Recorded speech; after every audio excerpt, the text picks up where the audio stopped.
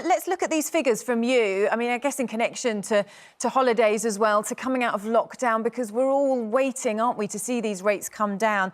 And the latest figures are showing that infections fell by more than 2/3 since the middle of January. So it looks promising, but the rates are still high.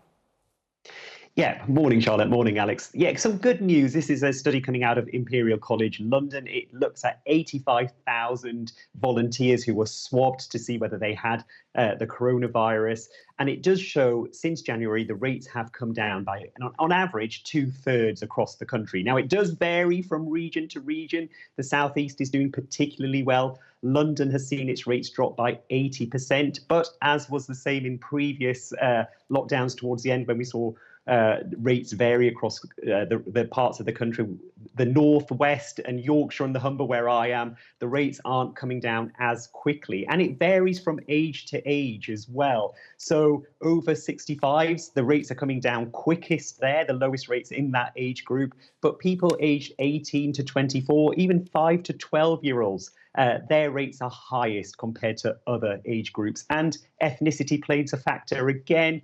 BAME people have higher rates. People who work in the NHS, healthcare, unsurprisingly, have higher rates. And people from socially deprived backgrounds have higher rates as well. So it's not time to rest on our laurels yet. We're seeing rates come down, but hospital admissions are still high. We've got over 20,000 people still in hospital, which again is comparable to the numbers we saw back in April. But it is good news. Rates are coming down. We hope to see that reflected in hospital admissions later.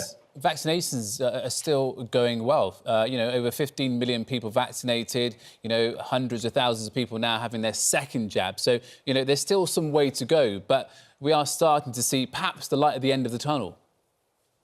Yes, vaccination rates are up. We're doing really, really well with that. We haven't seen the full effect of that vaccinations on infection rates yet. We'll probably see that over the next week or two, because there is a lag. It takes a couple of weeks for you to gain some level of immunity after the vaccine, and 2 or 3 weeks after that before we see the effect on rates. But we're hoping to see rates come down further as a result of the vaccines. And Amir, I know you're passionate about vaccinations, particularly amongst the BAME community. I myself, I was lucky that my dad got vaccinated actually on Saturday just gone. In fact, probably a few days earlier. I was trying to work out why he got his vaccine, because he's in the over 65 category, but that didn't come in until Monday. But he got his on Saturday. So I was thinking, is that because, we're ahead of schedule, or is it because the community that my dad lives in, obviously there's been a lack of vaccine uptake? But, all the same, it's good news. And I feel like we're one step closer to having, a big hug again. Yeah, it's great news that your dad was vaccinated. The most likely explanation is that your area were ahead with the vaccines, and so they were allowed to move into a younger age group. Whatever the reason, it's brilliant. We do need more people from minority ethnic backgrounds to come forward and get their vaccine. There's still a lot of mistrust, a lot of misinformation out there. I know Adil Ray has done a fantastic advert for this, which will be airing tonight. So really, really good news. And yes, we need to fight this misinformation. There's no alcohol in the vaccines. There's no animal products in the vaccine. It doesn't make you infertile. All of these things are going around on social media. But every time we see it, we must fight back against it and get the right information out there. Yeah, it's really important, isn't it, to make sure that as many people as possible are taking up the vaccine. And Alex, I know you're involved in that video as well. Yeah, so there were two versions done. Obviously, the first one out, obviously, which Adil did, and then there's an updated version which is going to go across all broadcasters tonight. So the BBC, ITV, Sky, Channel 4, Channel 5, and that's going to be broadcast simultaneously at 9:56 this evening. Just to pick up on that with you, Dr. Amir, Prince Charles is also entering this debate, isn't he? I know he's got this webinar today for the British Asian Trust aiming to challenge the worryingly low vaccine uptake in ethnic minority communities. How important is it, do you think, that high-profile people speak out like this? How much of a difference do you think it will make?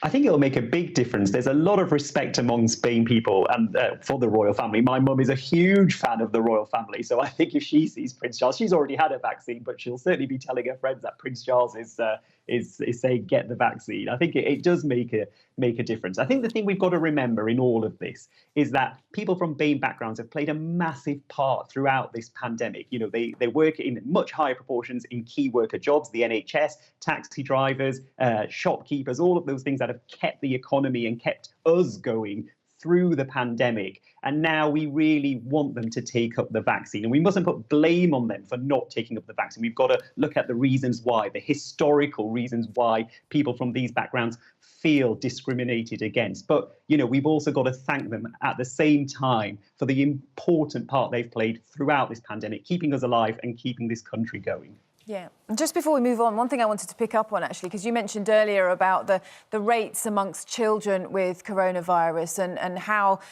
you know, that's an issue at the moment. And also this story about parents taking tests twice a week, because I'm interested about how this might work. You know, obviously, when we're looking at schools going back, March the 8th looks to be the date that's been pinpointed for that, for it to begin at least. Do you think we're going to see an issue then with transmission among children? And how realistic is it, do you think, for parents to be able to do these tests on an accurate basis with children?